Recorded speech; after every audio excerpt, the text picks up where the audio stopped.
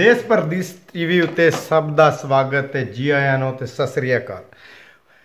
पूरी दुनिया उत्ते वसदे पंजाबियां नूं देश परदेस टीवी जर्मनी वालों बहुत बहुत वधाइयां और मुबारक। क्यों अज साडे पंजाब दा रैतल दा साडी रेतल दा दिन है।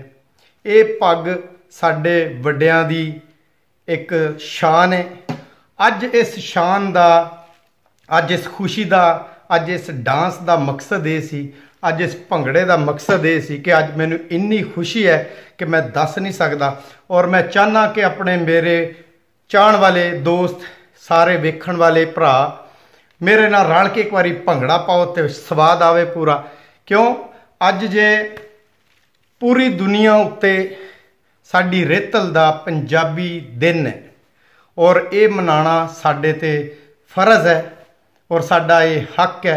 असी दुनिया के जिस कोने विच भी वसीए तो असी अपनी माँ बोली, अपनी माँ उन्हां दी बोली नाल असी प्यार करन दा इजहार कर सकते हैं और सानू करना चाहिए।